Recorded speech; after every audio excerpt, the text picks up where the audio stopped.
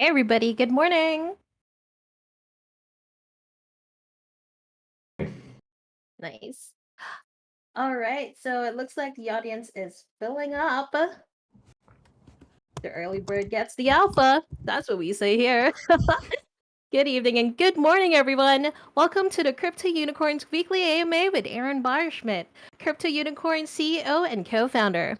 I'm Sparkly Unicorn with my co-host Witty Unicorn. Hey. And with Stealthy Unicorn and Zealous Unicorn. This is the fourth of our weekly AMA series on the weeks leading up to the Crypto Unicorns game launch. Before anything else, though, let's hear it up for Aaron's Alpha Corner. Good morning. Ooh woo. Ooh woo.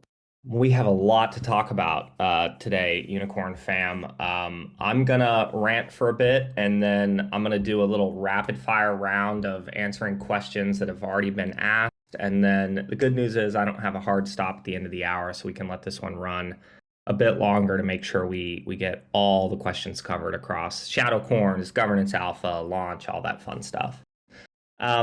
First and foremost, though, I do want to address the issue that occurred on the Ronin side with the hack that they came public with earlier this week.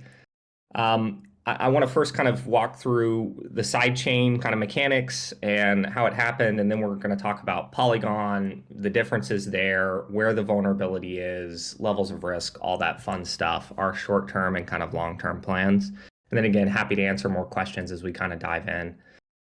So it's important to understand first and foremost, right, a sidechain is a separate network that is bridged by a pair of smart contracts, right?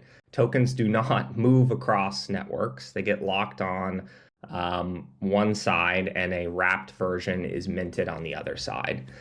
In a proof of authority network like Ronin, right, the creators of that network have the authority to add new validators. They'd only added 9. Obviously, when their 4 became compromised, which we're not exactly sure how, but it doesn't look great that they were able to compromise them. And then, of course, the 5th one via the RPC bug being compromised. At that point, you were in God mode, right? And so they were able to sign a transaction that the sister contract on Ethereum mainnet, once you have 5 of 9 validators, that sister contract bridge contract will do anything that you want it to do. So it accepted that signed transaction to transfer all of the Ethereum and USDC out of the ETH mainnet contract to the hacker address. And so that's what's really scary about it, right? The ETH and USDC that you see on the Ronin chain right now is just the wrapped versions that are literally backed by nothing. So again, very, very, very scary.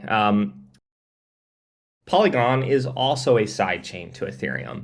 It leverages a proof of stake consensus mechanism. It has 100 validators, and so a similar attack would be much, much, much harder to pull off. You would need more than 50 of the validators compromised.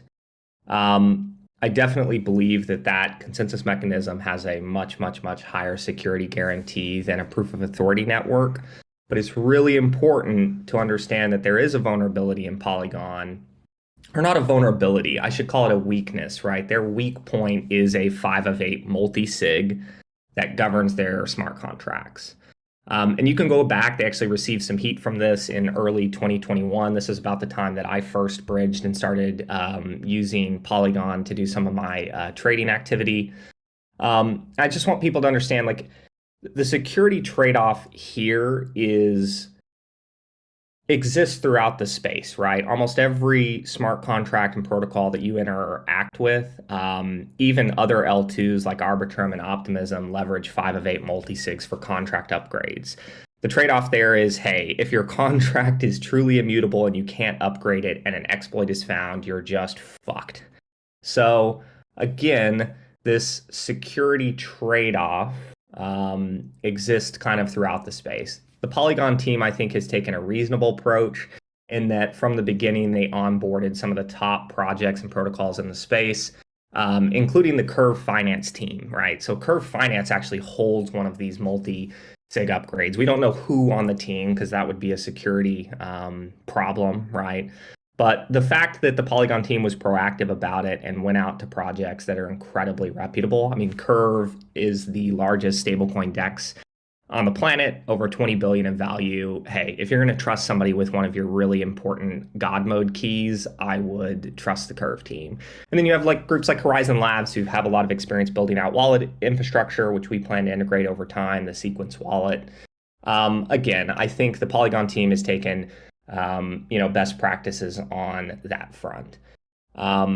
But it is important to understand that there is a security trade-off really across any network that is not Ethereum mainnet, at least from a smart contract layer one perspective. So what is our kind of short-term plan as a team, as a company, as a group? We were actually already in the process of hiring an OPSEC firm. That's an operational security firm. They come in and effectively do an audit. They do penetration testing. They do phishing testing and things like that to try and, validate that we are up to snuff and, using best practices kind of across the board. In addition, we have a series of smart contract audits, one against Unim, which was a little different than a vanilla ERC20, right? It leveraged the Diamond proxy standard. That one is complete. We're getting audits across all of our contracts. Audits aren't perfect, but it's great to get a third-party gut check. In addition to our phenomenal advisory board with people like Nick Munge, who wrote the Diamond contract standard. He's a very, very good Solidity dev.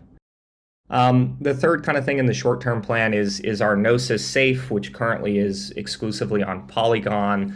We do have the ability to leverage a Gnosis module called Bridge that allows us to spin up a paired safe on another network, in this case, Ethereum mainnet, and we can control the safes from our current one. It's actually really cool tech.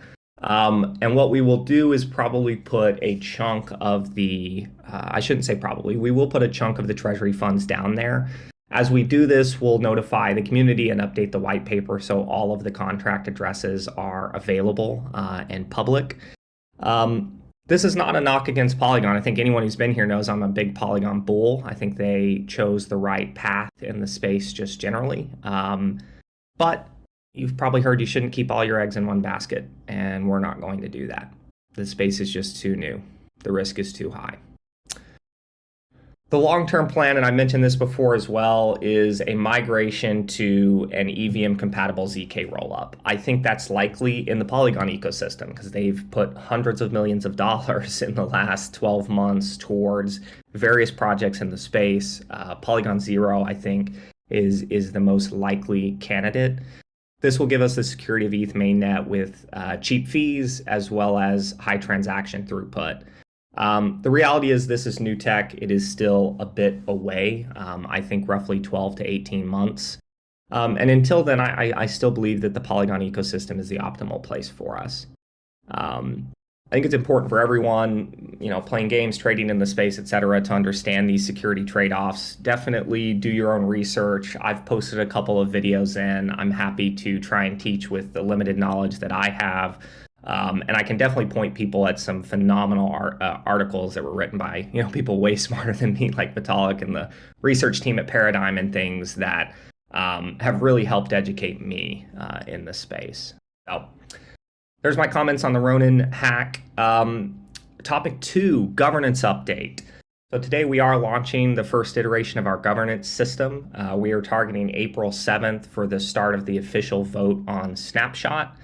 I'm really extremely excited to be moving into governance so early with everyone here as a community.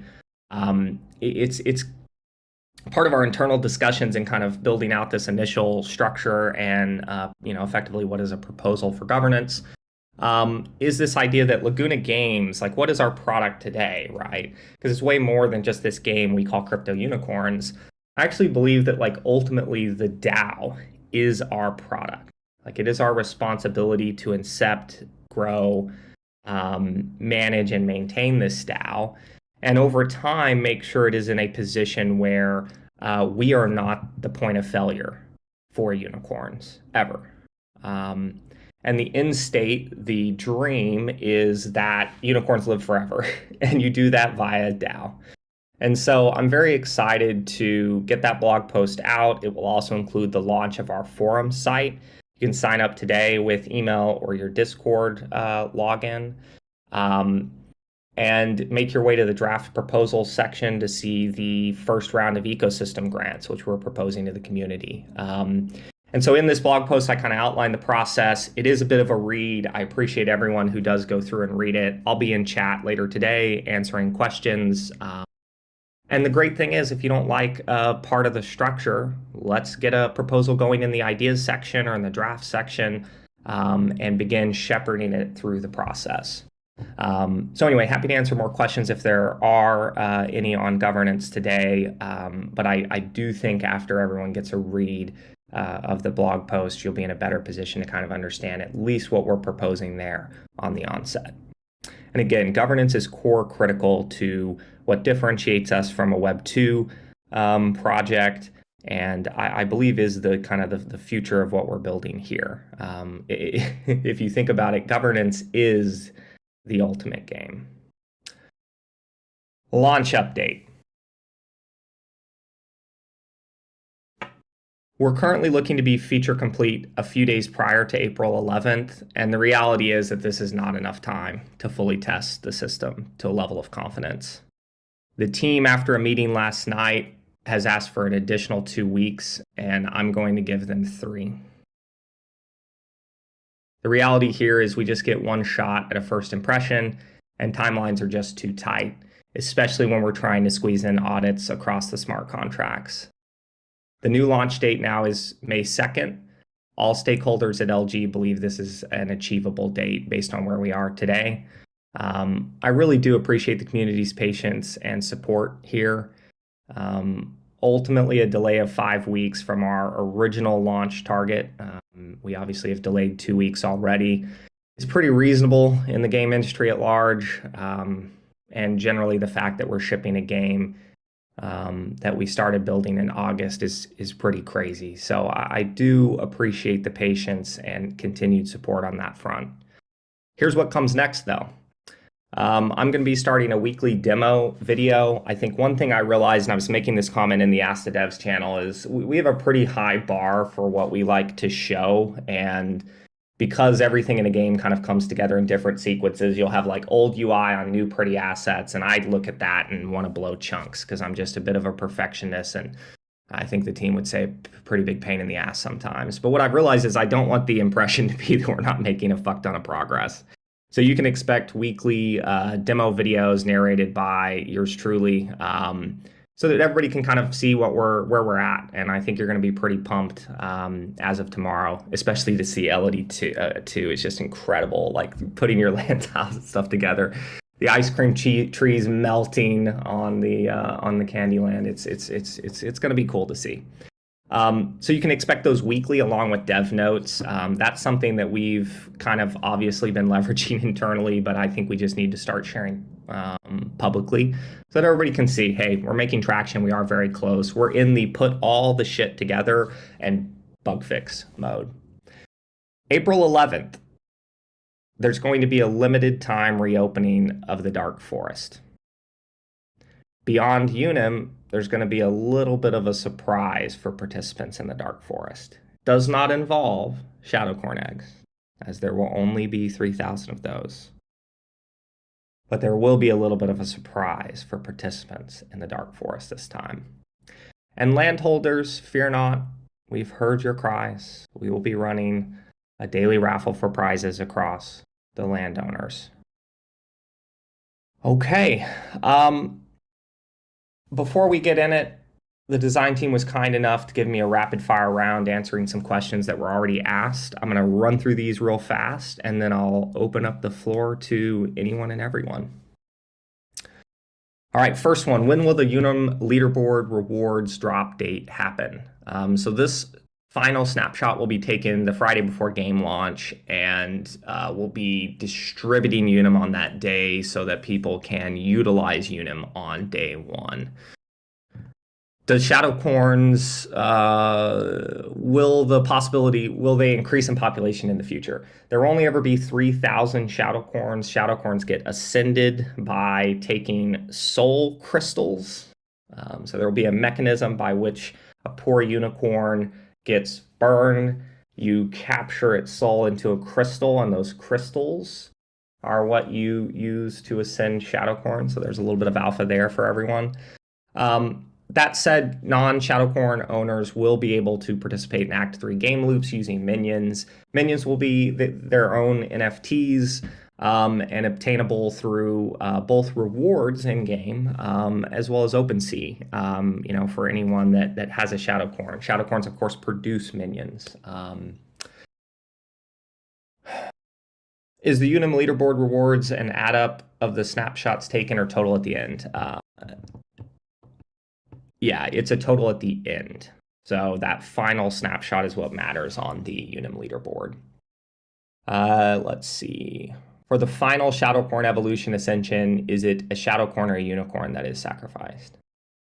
It's always soul crystals that Shadowhorns need to evolve, or excuse me, to ascend. Very much pitting a yin and a yang, a PvE versus, the player community on this one. How many land is better during the beginning of farming, or should we focus on minimal quantity of lands and more unicorns? Given that breeding and evolution will require 100 plain berries and 100 berries again to evolve the class, players with multiple lands will be at an advantage as they're going to be able to construct more land plots put more farm plots on their land to produce more berries, right? So players in that circumstance can then, of course, choose to use the berries in the breeding and evolution loop or sell them in the RBW marketplace. Already sort of answered this one. Can you trade minion NFTs on OpenSea? Yes, you can. There will be many minions over time. Minions will have a progression system so that, Shadowhorn owners can't necessarily just sit there and passively do things, right? Minions want to be the master.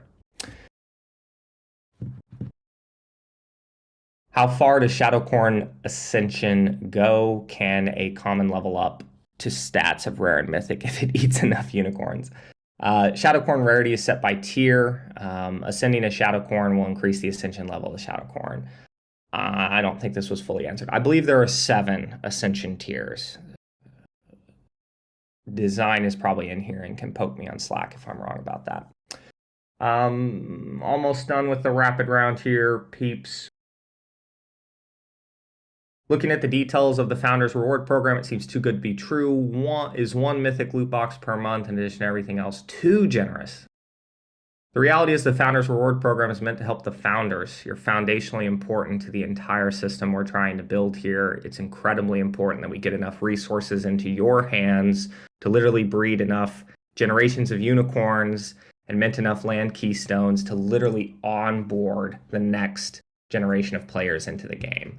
That is something that I'm not sure we designed from the beginning with that intent, but we have certainly evolved to the point that we've built a system where it's actually on the players to produce a situation in which we can grow, which is lowering the barrier to entry for new players. And I find that really fascinating. And it's either going to completely shit the bed if we're all greedy, or if, I think the sentiment I see in Discord is people are hungry for new community members and happy to educate and train. And if you think about growing a game and building an experience, what a better way to, I don't think there's a better way to do it than the original kind of founding players going forward.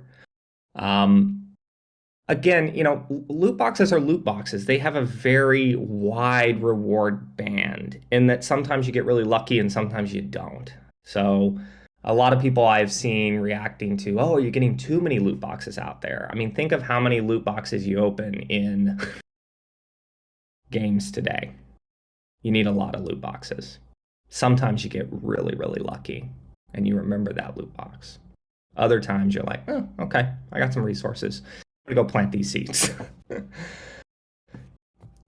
Will baby unicorns breed when they grow up? Yes. Babies cannot be bred. We're not into any of that underage weirdness. They must be evolved. Once they evolve, they can be bred up to 8 times.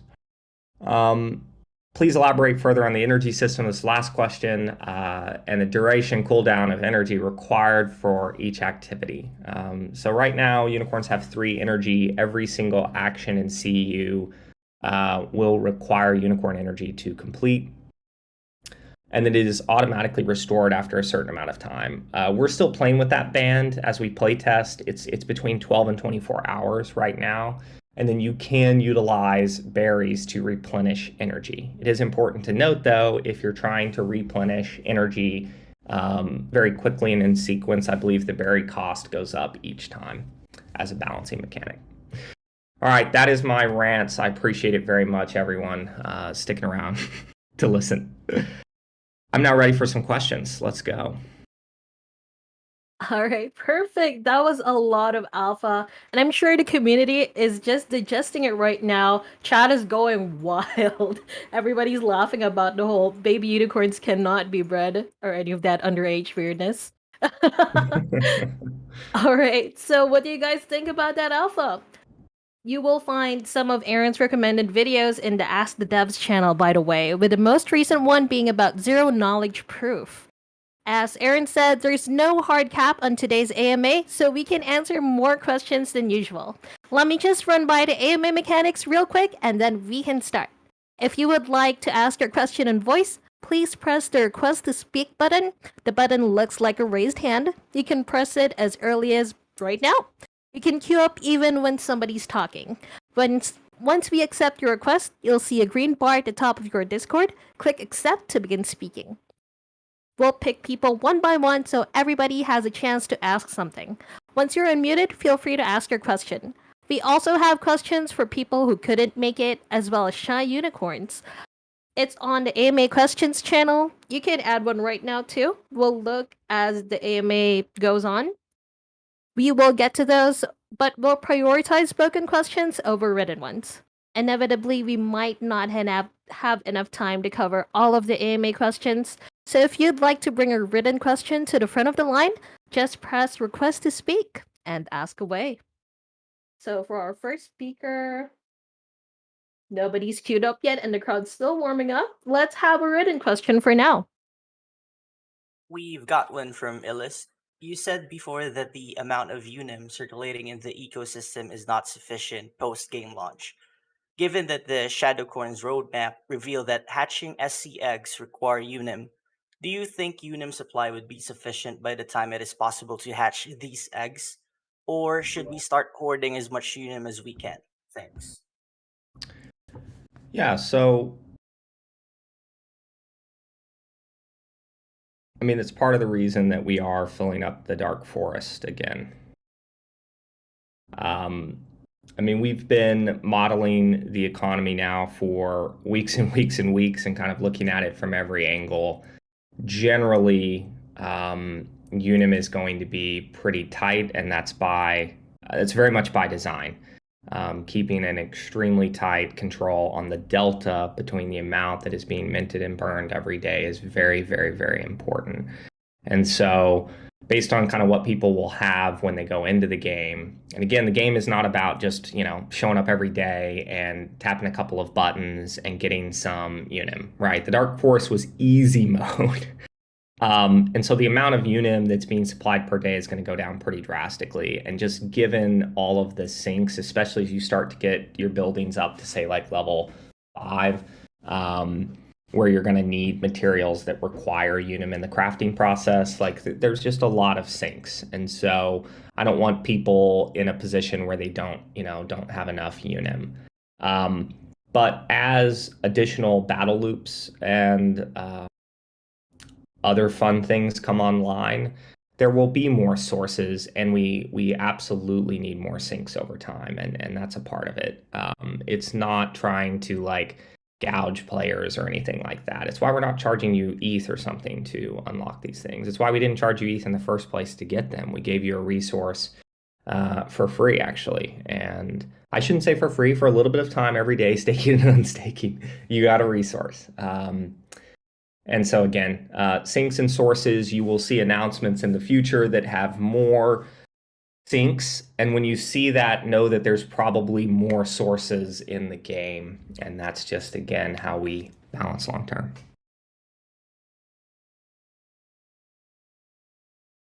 All right. Okay, so we have a list going on right now. Let's invite Charles. Come on up. Hey. Hi. Hello. Hi. What's your question? Yeah, I just wanted to ask, is the game launch date updated? It is. You must have missed it, sir. May 2nd. May 2nd. So it's going, the Unim leaderboard is the Friday before that. Yes, right?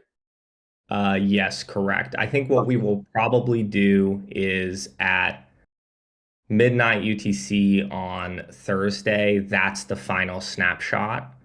And then the rewards will be distributed on Friday. All right. Thank you so much. Yeah, absolutely. Thank you for the question. Okay, thank you so much, Charles. Since we're speaking of snapshots, I just want to remind everybody that you only have 9 hours left to sign up for the Founders Reward Program. Stake 500 RBW for 12 months, sign the loyalty program, and remain a verified member of our Discord server to be qualified. Sign-ups end in 9 hours, so be aware. More information can be found in the event bulletin channel under news and updates. Next, we have Lemonade. Come on up, Lemonade. Hi, great to see you here. You are on mute. Okay. Hi. So my quick question was more so based around the gathering card, and I know you guys aren't giving out numbers quite yet. So let's say I sent a unicorn to the gathering card, and we got lucky enough to bring back some Unim. Would it be fair to say the amount that we bring back is nowhere near the amount um, one unicorn would get back from the Dark Forest? Definitely fair to say. Obviously, as you upgrade the gathering cart, the reward table does increase. And then it's highly recommended that you feed your unicorn berries before sending them out on a gathering quest, right? Which will increase the, reward table further. So that's kind of how to optimize that system. The gathering card is the bare bones, is a very, very simple version of a questing mechanic. Kind of down the road, we'll launch effectively like a V2 of that becomes much more of like a questing feature. Those quests will have certain requirements, certain, some will require multiple unicorns of certain classes. And the idea will be to like kind of crush through those quests. As you progress through the quest tree, even in the MVP form of the gathering cart with upgrades and things, like the reward payouts do get higher. But yeah, like I was saying earlier, Dark Forest and the amount of Unim that you're getting per corn per day was certainly kind of easy mode in our eyes. And one of the reasons we continue to encourage people not to dump all their Unim, because you are going to need a lot of it, and the supply or source of Unim is going to get pretty tight, especially prior to us having all the battle loops. When the battle loops come out and things, we get more systems into the game, those add sources and things the faucet opens up a little bit. Did that answer your question, Lemonade? No, yeah, that actually answered it. Thank you. I appreciate it. Yeah, thank you for the question. Okay, thank you so much, Lemonade. Next up, we have the man of the many profile pictures, Jake D. Come on out.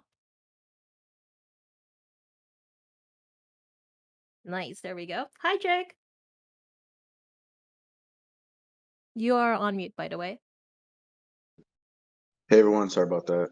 So I have a Hi. question to the Founders Reward Program. I saw in there that it says that there will be an Act 2, what is it called? Shadowhorn bonus, I think. I was wondering if you could speak on that, or is that still going to be a surprise? Yeah, that's still going to be a surprise. It will involve a bonus that you get for having that badge during Act 2. Oh, okay, sounds cool. Thank you very much. Yeah, no worries. Appreciate it, Jake. Thank you, Jake. Next up, we have Exorcist. Step right up, Exorcist. Click accept on the green bar. There we go. Hi, can you hear me? Hi. Yep. Yeah, we can hear you. Great. I have some questions about Shadowhorn hashing. Since we have 5 classes of Shadowhorn, right? Is it possible for a common or rare egg to hatch like a Nebula Shadowhorn or higher tier of classes? Or is it determined by the rarity of the egg? The traits also, is it determined like 0 chance to get high traits? The classes you can roll out of any of the egg tiers. The traits are by default a bit higher on the higher tier Shadowcorns. But again, a common Shadowcorn that has been ascended, will be very, very powerful. Did that answer your question? So like we don't have a chance to like get something like mythic, right? From common egg. We don't necessarily put the traits and the stats into like mythic categories. You're just going to have like it's if there's a similarity between unicorns today and mythic, like the mythic unicorns, right? Mythic unicorns naturally have a bit higher stats, and that's what you should expect out of the mythic Shadowcorn eggs. Oh, I can see. I saw in the medium too that like there's gonna be like new stats that will be modified by rarity. Is it the same as base stats that come with traits? It is, yes, it is. Oh, okay. Yeah, thank you so much. That's all. I appreciate Yeah, it. thank you for the questions. Thank you so much, Exorcist. Next up, we have Rubik. Hi. You are on mute, by the way.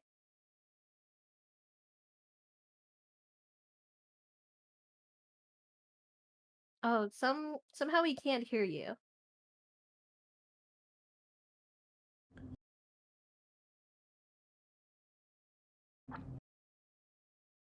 Okay, let's take a moment so you can fix your mic. In the meantime, let's have Francis Fong.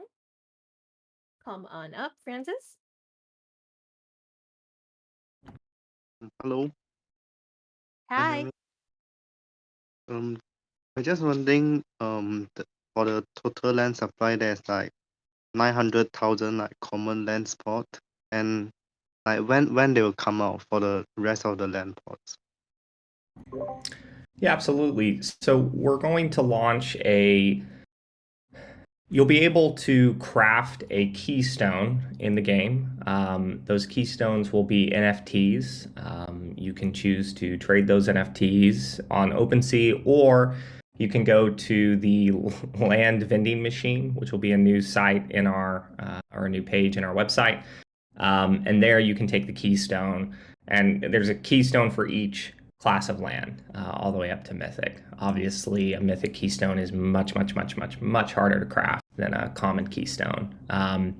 But that is the mechanism by which new land will get into the game. So you go to that website, you take a keystone, a little bit of ETH, and you have your newly minted piece of land, which you can then lock into the game and begin playing with. Oh, that's cool. Like, is that only the keystone can come from the game, or like it's like appear now on loot box? Asking the questions that get me to reveal some alpha here. We do have a plan to distribute keystones in other ways, and loot boxes is one of those options. That's going to be pretty rare because we really do want to try the experiment of players kind of having the very active ability to control supply of new land to the market. And I'm very interested in kind of running that experiment. And so distributing keystones via luck and chance does mitigate that a bit. And so I don't want to harm that system. But again, in rare cases, I think keystones via loot boxes as well as prizes in tournaments and things is a very exciting opportunity. Okay, thank you. Thank you very much. Thank you so much, Francis Fong. Next up, we have Cool. Hey, Cool. Hi. Can you guys hear me now? Yeah. So, I I am very interested like in the Shadowcon, and I personally keep like 7 Shadowcons in my wallet. So for the phase one, we can hatch our Shadowcons, right?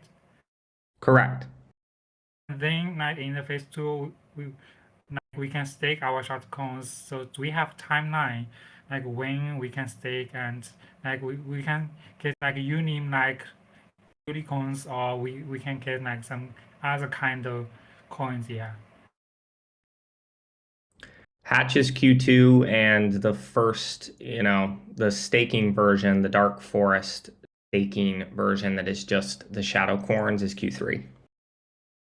And like I checked the medium you reviewed today, and it showed that the Shadowcon will protect their resources from unicorn. So like from my side, I saw like Shadowcon is like evil side. We will rob the unicorns like their unim or their berries make. So it just quite confused me. Yeah. When we say your resources, we don't mean a player's individual resources. We're talking about more the resources that exist in the Dark Forest, right? The fictional construct here, which I just think is funny as hell, is like, we discover the Dark Forest, all of y'all go in, and I'm guilty of this too, into the Dark Forest, and we pillage it for Unim. We're about to do it again. Right now the Shadowcorns are in eggs. They can't defend themselves, right? We're going to let them hatch. Once they hatch, the unicorns are going to be too scared to venture into the forest initially, and that will be the Shadowcorn only staking event. And then the Act 2 game is much more designed to be a kind of competitive tug of war between the Shadowcorns and the unicorns, right?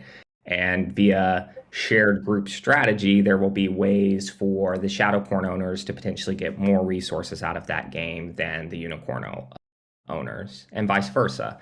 And so it's not individual player resources that are being stolen. It's much more of a tee up to how we plan to run this competitive Shadowcorn versus Unicorn game in Act 2. So it sounds like it really makes sense to me. Like in this, and I have a small question. So some of my friends like in the Discord, they just kick out of Discord like for no reason, and they stake their RB, and so can they still get rewards since they don't have like the baby on roles? We are taking an approach with our Discord, which is like ban like crazy to keep back the wall of bots. I mean, we've banned well over 100,000 bots at this point. Anyone who's gotten banned unfairly, just go to contact@Laguna Games, contact@laguna.games. That's our email. And say, here's my Discord ID. I've been in here forever, blah, blah, blah. We'll get you into the CM team and get you guys back in. I think one of the really common things right now is people signing in from the same IP, which I understand will happen. It happened to my own wife. And again, go through the support flow. People who have had those roles before, we're not looking to strip roles from people, etc. Don't worry. We have a wonderful CM team. We'll get you guys back in. But I hope we all kind of understand, like I believe in the aggressive approach the CM team is taking because we've seen other Discords just get destroyed by bots. So it's unfortunate. Humans get caught in the bot sniper. But yes, contact@laguna.games. It's our support email. Send in a request there. Okay? Thank you so much for the answer. Yeah. Thank you for the questions. Appreciate it, man. Thank you so much, Coolidge. To add to what Aaron said, I just want to let you guys know that the Discord has a many-layered aggressive banning system in place for multi-accounting and other things that are done in bad faith to take advantage of the rewards program for the Founders Rewards program. And so if you believe that you were banned by mistake, you can message us on either Telegram, or you can message me directly on Discord. So my Discord ID is Sparkly Unicorn ID 3152. Even if you're not part of the Discord server, you can add me as a friend and message me, and we can take a look at your case and decide on a case-to-case basis whether you were banned unfairly or not. I hope that helps. Oh, thanks so much. I'll tell next some of the friends in our WeChat groups. We're in China, we have to use a VPN to use Discord. I think that's why some of them they got the same IP and they got banned. Thanks so much for your work. Thanks. Bye bye. Okay, thanks for bringing it up too. We appreciate you. Next up, we have 404. Come on over, 404. After the Shadowhorn hatching, does the tier matter anymore, other than getting the stats?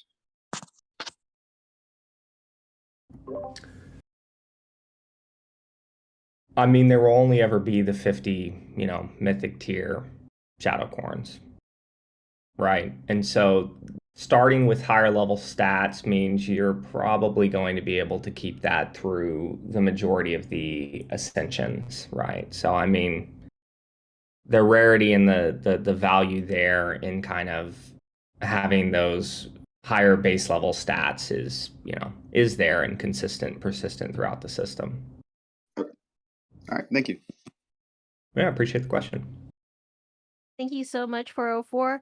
We have Rubik back again. I think his mic is fixed now.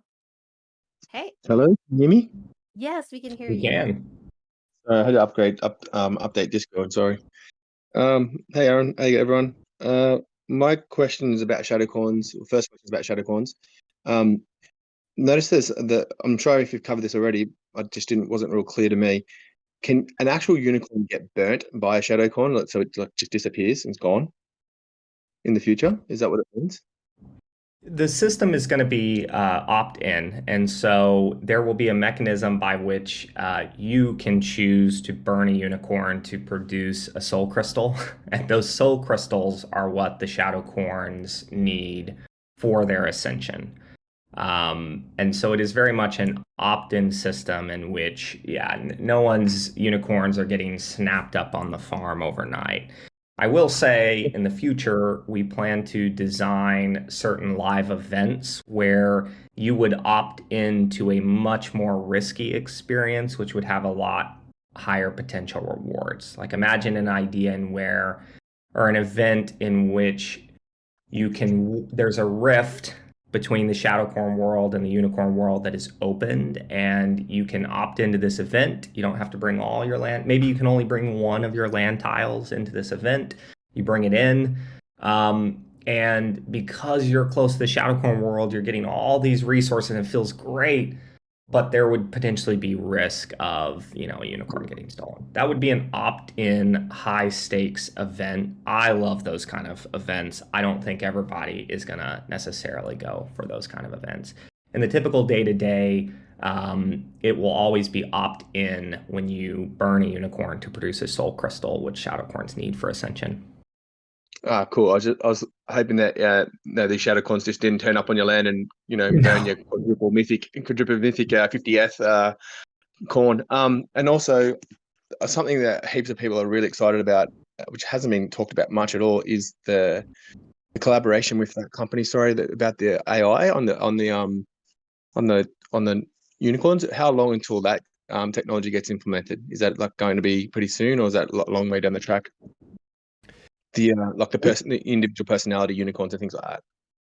Yeah. So the shout out to the team at Hammer of the Gods. They're our partner in that endeavor. I'm really excited by that tech. Right now, it's a bit blocked because our technical artist, Chris Minar, who's basically working 24/7 right now to get assets optimized and into the game, is just focused on ship. As soon as he's done with that, we're going to be producing a Unity scene for the unicorns with our full animation rig and animation sets. And that will kind of give the Hot G team what they need to proceed forward. And I'm hopeful we're within 90 days of allowing people to begin to interact with their unicorns. I really think that's a a phenomenal avenue for expansion in the space. I think it really gives us an advantage over. It starts to show that the game NFTs, which I think relative to the size of the profile pick NFTs to date, we've not really been recognized when we should be. And I think game developers are well positioned to do a hell of a lot better than the profile pick JPEG peddlers. So I'm actually excited to let people turn the key, unlock their unicorns, and begin to interact with them. And it's just very compelling technology that the team at HotG has built. The ability to actually run a machine learning algorithm on the edge, on device, in a web browser is very, very cool. I don't think people understand how big that is. If you guys nail that first, that's going to make crypto unicorns like godlike game. Like it'll be the first ever, and I think it'll go to 100 million players easily because of that. If you can get like a personality from a unicorn and be able to interact with it, like it's just a new level. So yeah, I'm really. Well, That's the just thing. imagine. I mean, imagine yeah, exactly. Imagine kind of an interactive Tamagotchi. That's what I see when they pitched me on that tech. The HotG team pitched me on that tech. I was like, that's what I want. I mean, ironically enough, I'm really just rebuilding all the childhood games that I played. Actually, you mentioned last. Sorry, I meant to ask two questions, but about the dev team, how is that going? Like, I know that this space is growing so fast, and to find good devs in any field's hard. Are you guys, able to handle that problem? Okay, is there anything the community can do to help, spread the word if you are needing a hand with that at all? Yeah, absolutely. The good news being kind of game devs first and foremost, we really do have rock star talent on that front. Anybody that's a Unity client front end engineer, I'd love to hear from you. Send us a note, contact@laguna.games. I think on the smart contract and Solidity side, we've definitely had to lean on people that I know and have built relationships with personally, like Niraj, CEO of Moonstream. He was foundational in kind of helping Rob, our VP of our technical director, underneath my co-founder Steven, in getting the Solidity contracts out that we've used to date. We just hired another Solidity dev. Shout out to Hiroshi, who's kind of joined the team. Immediately had appendicitis, had to go to the hospital, is just recovering. It was back on the job yesterday. Huge shout out to him. But yeah, I mean, we are looking for talented Solidity devs. The reality of that space is you've got to send me something on your resume that shows you haven't copy pasted. And so if you're interested in that role, pitch us the hardest thing you've built, because we really have high complexity contracts with the breeding and the evolution and trying to do encapsulate those systems. So yeah, as far as sourcing talent from the community, Unity front-end engineers, anybody that knows Elixir on the server side, those kind of skills would be very beneficial. And I am continuing to grow the team to support our needs. 100% remote? Yes. There's certain time zones that are a little hard for us to work, but I mean, with the studio in Manila, we've got a team in Eastern Europe, the Johannesburg studio, all up and down the West Coast here in the United States, even a few people on the East Coast now. So we're pretty spread out. Yep. Cool. Thanks, guys. Thanks for having my questions. Yeah, absolutely. Appreciate it, man. Thank you. Sleep early today. He's part of the people who are really happy about this schedule for this AMA. Next up, we have Cigarion.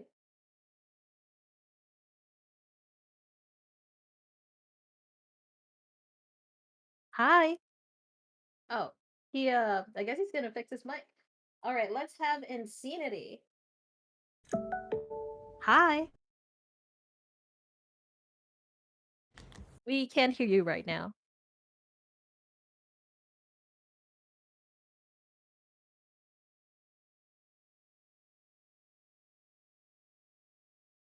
We still can't hear you. Can you try fixing your mic and then request to speak again? And we'll get you on, okay? All right, so for now, let's have a written question. We have one from Kais.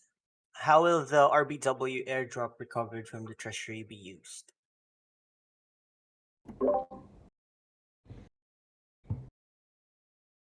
First on that, we are going to extend the claim deadline 1 week. that is primarily because the engineer responsible for that is finally getting his first break since November this week. So also just wanting to give people a little bit more time to claim unclaimed RBW as well as some additional RBW, because we are a bit behind on the distribution schedule, just given the the game was expected to, I guess, it launched today, so we're not really that far behind. But excess RBW we will be distributing via a bunch of fun things that I'm not going to tell you about, but will be revealed in the coming weeks. Raffles, giveaways, events, loot boxes, other fun things. So the plan is to not hoard that in the treasury. I think maximum distribution is the goal there.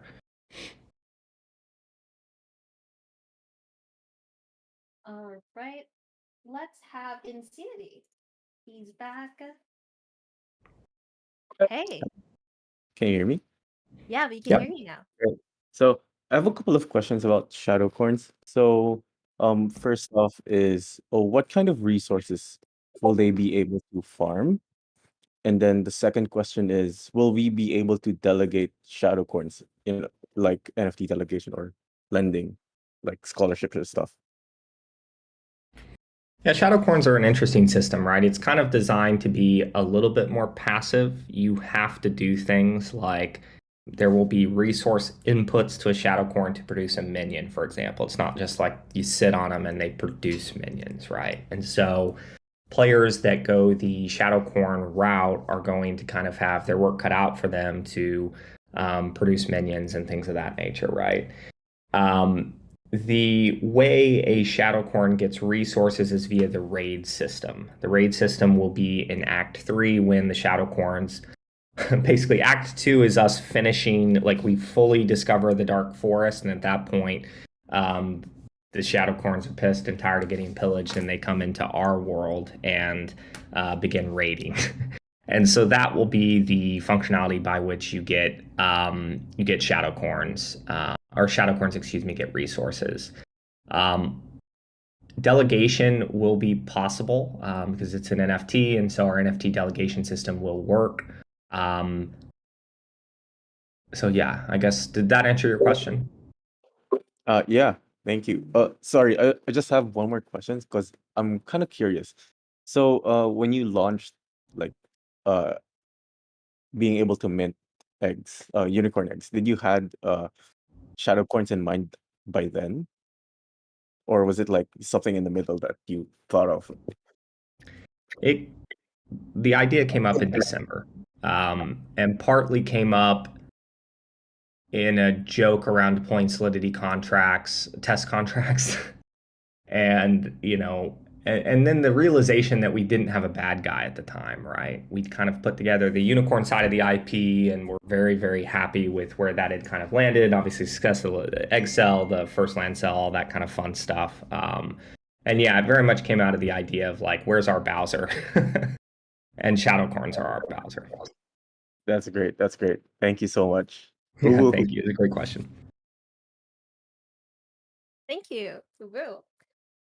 Okay, so let's have a written question for now. By the way, for people who aren't able to speak or their mic isn't working, please also check if you are currently updated on your mobile device. If you're using Discord on your mobile phone, please check the Play Store or the App Store to see if you can update it, because that's what happens if your Discord isn't updated. You're not able to speak on voice chat.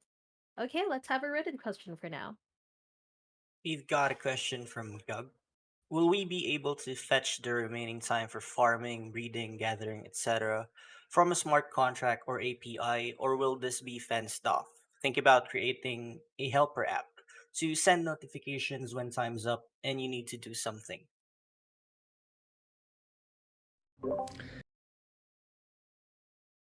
Finding a way to deliver push notifications, which I call them push notifications because we've been mobile game developers for most of our careers, is very, very important. I think it probably starts more as, sorry, one of my advisors is dinging me. I apologize if that's annoying to people. I should say our advisors. Yeah, so push notifications are something that we do plan to build. Obviously, on mobile, it gets a lot easier, but desktop does allow us to do things like notify people. I'm also pretty interested in things like the Ethereum push notification service, which is coming to Polygon, exposing our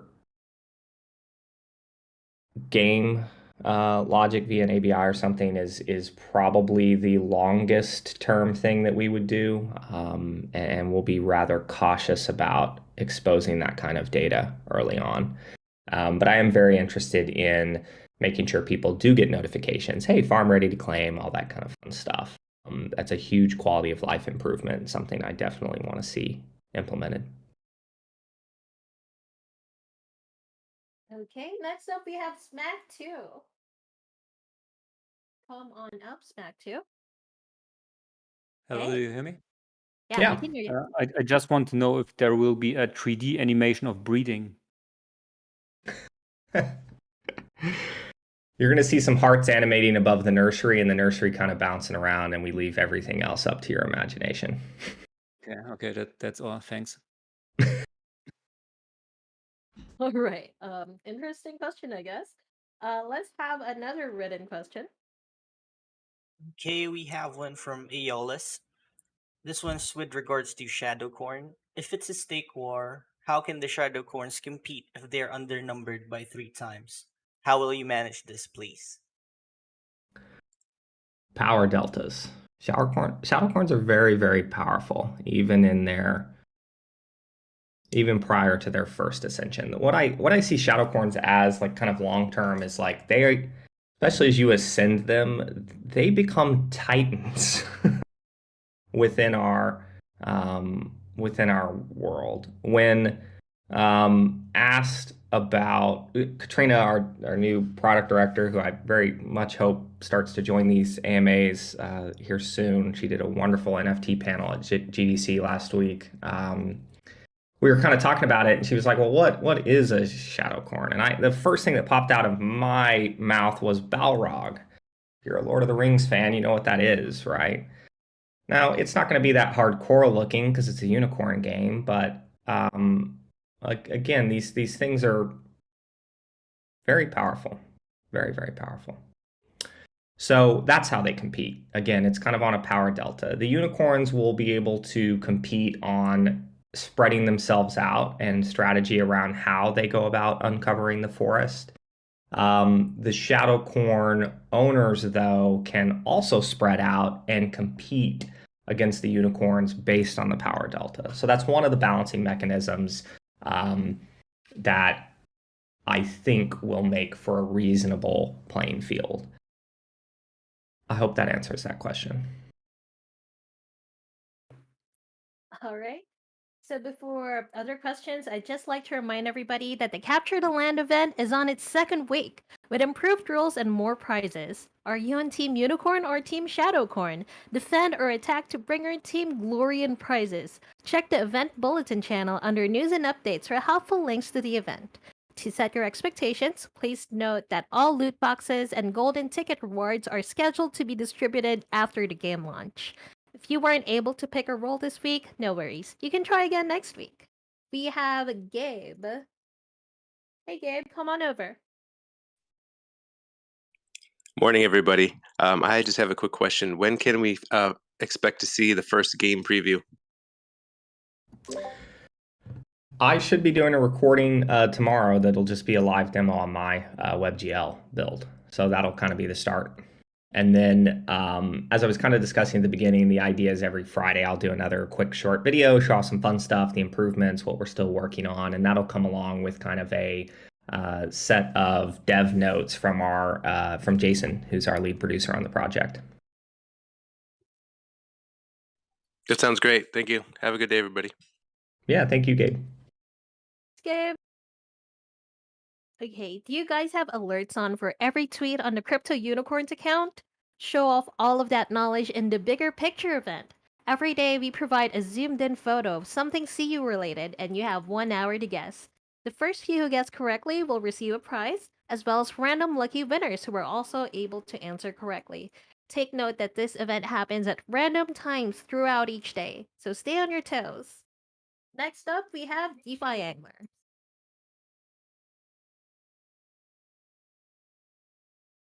Can you hear me? Yeah, we can hear you. Hey. Thanks for having me up. Just a quick question. How soon after launch do you plan to have delegation available? That's a little bit TBD. It is. We always have our top 3, and it's in the top 3 of features to build after ship. Once we get through this period of utter madness, which is putting every little piece together to kind of get the game feature complete and ready to go out the door, we're going to do a planning period, and at that point I'll have a lot better clarity on not just that feature, but kind of the 90-day roadmap post launch. Okay, thank you. Yeah, thank you for the question. Thank you so much, DeFi Angler. Let's have a written question. We've got one from I Am Deadlies. Last March 18 during the RBW airdrop, this was stated.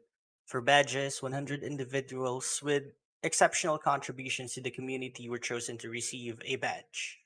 What are these badges called? Do we have time and date for the badge distribution? Yeah, badges will go out. The artwork is done. We just need to do a drop. Everyone who has a badge got their extra RBW during the prior airdrop. So that list is already done and complete, and those distributions were done.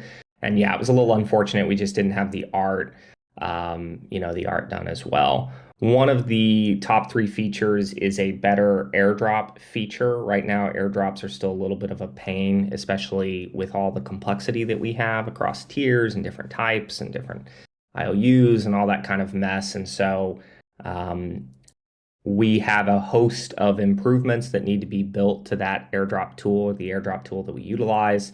And once those are done, it'll get a lot easier and a lot less stressful, and will be something that requires very little engineering work each time we do it. So that's more just explaining the reason for the delay on that. I appreciate that everyone's kind of being patient on that front, and I would expect to see them delivered in April for sure. All right, great. So the community has a couple of questions about the new Dark Forest. Will the new Dark Forest definitely generate Unim? Yes. All right. Let me see. I will keep looking and see if they have any other questions about Dark Forest. But in the meantime, can we have another written question? Hey, this one's from Augusta. It's actually a 3-part question.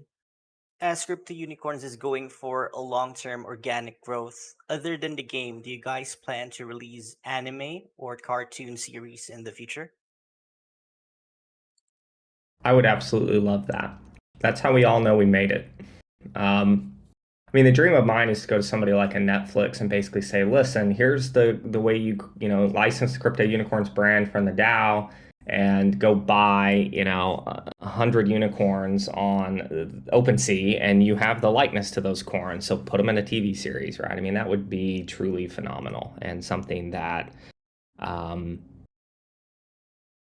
want to make happen. So yeah, I'm 100% down. That is one of the many ways in which we can continue to accrue not just value into the treasury, but additional brand value, brand recognition, and the things that really will help us collectively kind of grow as a decentralized organization. So yeah, that's the kind of stuff that I see, probably on the longer time horizon, but is really, again, where we kind of collectively know we've made it. Great. His second question is, due to the recent Ronin hack issues, also a good lesson for everyone to learn. As a game developer, any solution for crypto unicorns to create more safety purpose on saving the investors' funds?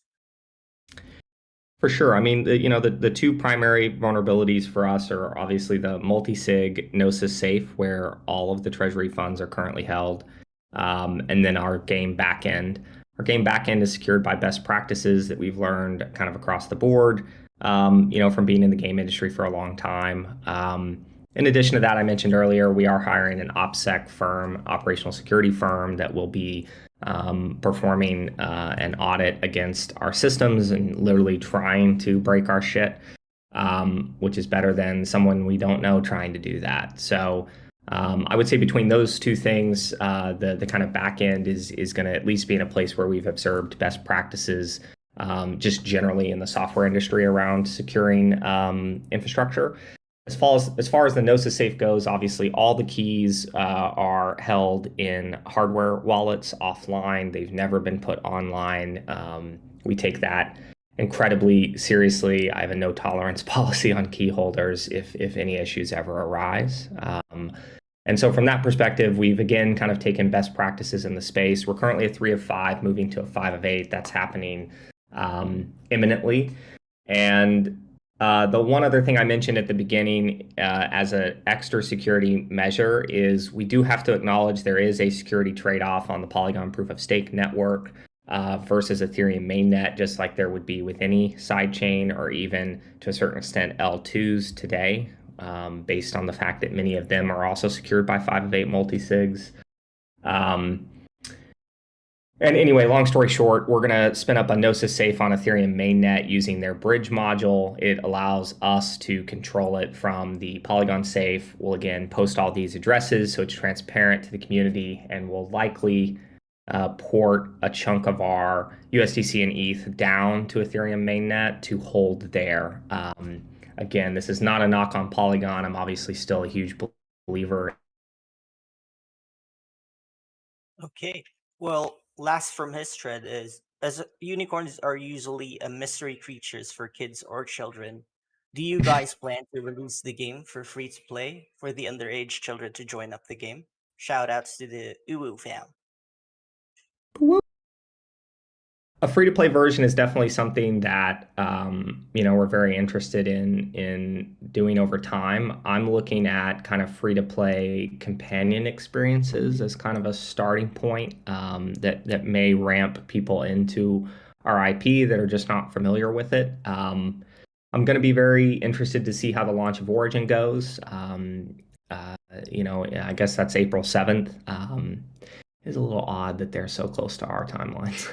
And so I'm again, that's one of the beauties of the space. We can kind of look and see how others are doing. And if Origin is some smashing success, I think the thing that I still struggle with is, does a free-to-play user ramp in really become... The beauty of a free-to-play on-ramp is obviously it's free to try, and then you have to have an experience that's attractive enough that someone eventually wants to spend money, right? But the reality of free-to-play is 2 to maybe, with a crazy game success, 5% of the audience actually spends money in the game, right? Here, anyone who's holding any of our assets has already kind of bought into the experience, and we're taking the approach of kind of incepting this economy from this group of founders here, where we're going to inflate the supply of NFTs, bring the barrier to entry down over time. And for me, it kind of makes sense later stage to introduce free to play, which is really what Sky Mavis is doing. So definitely not opposed to that. Obviously, on the children's side of things, there are considerations like COPA compliance and all that kind of crap, right? But just from the perspective of free to play, yes, I do. I mean, free to play was a phenomenal distribution mechanism, and it would be silly to walk away from it. But there's other ways to do that. I can airdrop you an NFT that gives you a bunch of starter materials that effectively allows you to play for free for a bit, right? So again, there's some interesting components to how we have a lot of interesting ideas around how we incorporate free to play over time. And again, I think it's a bit of a later stage thing for us than where we are now. Okay. For context, Augusta is one of our ardent creators, and he created a funny meme starring Aaron as Professor Ethereum with the hidden class unicorns being the Powerpuff Girls. You can find his memes in the meme channel under the general category. Thank you, Augusta. Yes, Aaron saw it. Yes, we all saw it. I did. That made my day. It was a little ridiculous, but it made my day. It brought me back to Cartoon Network, and those were good days. Pokemon cards and Tamagotchis and Cartoon Network. So appreciate that. The good old days. All right. So that should be our AMA unless anybody else wants to ask a question. press that request to speak button. A few more moments. Going? Okay, gone. If you have any other questions, you can just ask us in the next AMA, all right? So that wraps up our 4th weekly AMA. How do you feel about this AMA, Aaron? Fantastic. I think we hit another audience all-time high today. Let's keep breaking it. Yeah, I'm super pumped to get the governance structure stuff out today. I'll be in chat this afternoon as that blog post goes out. Excited to kind of chat with the community about it, answer more questions after everybody can kind of read and digest that. And then, yeah, excited to start showing kind of weekly demo build videos and kind of going from there. Thanks to everyone for joining. A huge shout out, as always, to the wonderful CM team and our mods. Looking forward to the next one. Same sentiments. We'll post a recording of this AMA on our socials if you'd like to give it a re-listen. Don't forget to share this with your friends and your fellow Unicorn fam who couldn't make it. If you have more questions, feel free to reach out on our support channels, Mod Support, and Ask the Devs. Aaron also constantly monitors the dev discussion channels, so if you have something to say there, he will see it. This has been Sparkly Unicorn with co-host Vinny Unicorn. Bye. And Tex, Stealthy Unicorn, and Zealous Unicorn. Good morning and good night, Unicorn fam. See you on the next one. Uwu. Uwu. Who will?